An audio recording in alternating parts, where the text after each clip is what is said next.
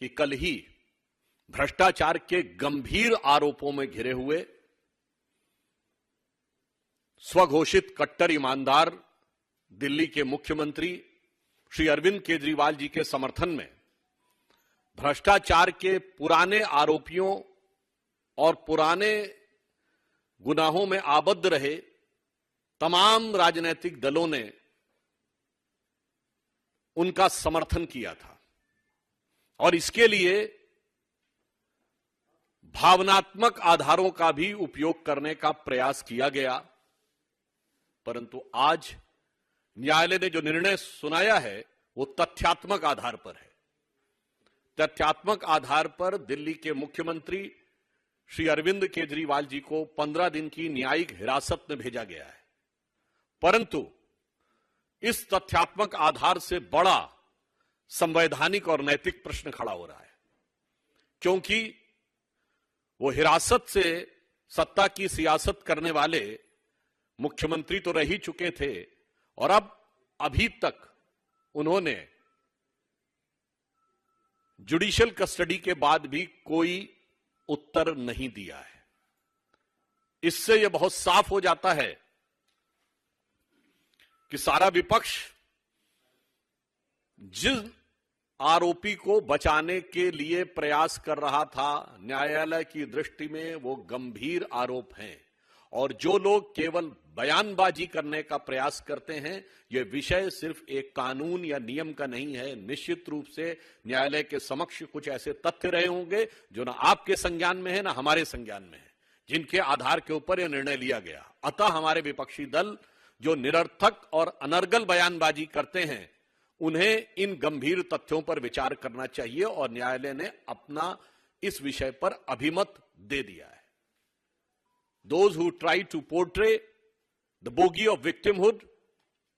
I would like to underline that today's judgment of the court is based on the concrete evidences for which neither we or now you or anybody else is privy to it. So it is the jurisprudence of the court which has decided to extend this कि कल ही भ्रष्टाचार के गंभीर आरोपों में घिरे हुए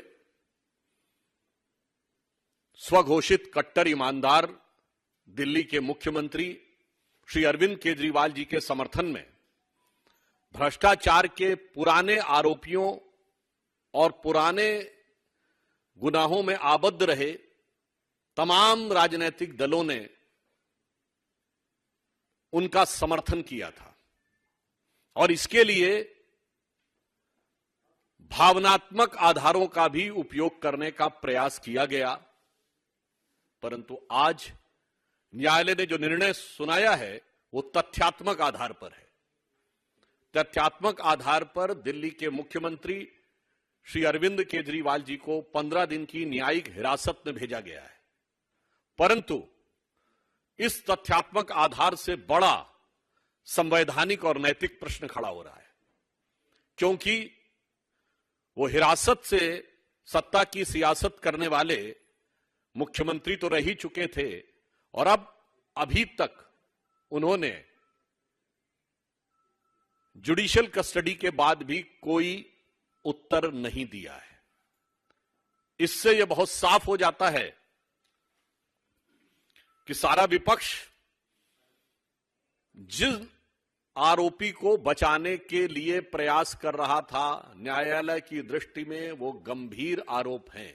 और जो लोग केवल बयानबाजी करने का प्रयास करते हैं, यह विषय सिर्फ एक कानून या नियम का नहीं है। निश्चित रूप से न्यायालय के समक्ष कुछ ऐसे तथ्य रहे होंगे जो ना आपके संज्ञान में है ना हमारे संज्ञान में है, जिनके आधार के ऊपर यह निर्णय लिया गया। अतः हमारे विपक्षी दल जो निरर्थक और अनर्गल बयानबाजी करते हैं,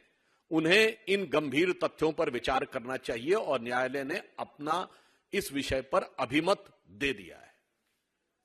Those who try to portray the bogey of victimhood,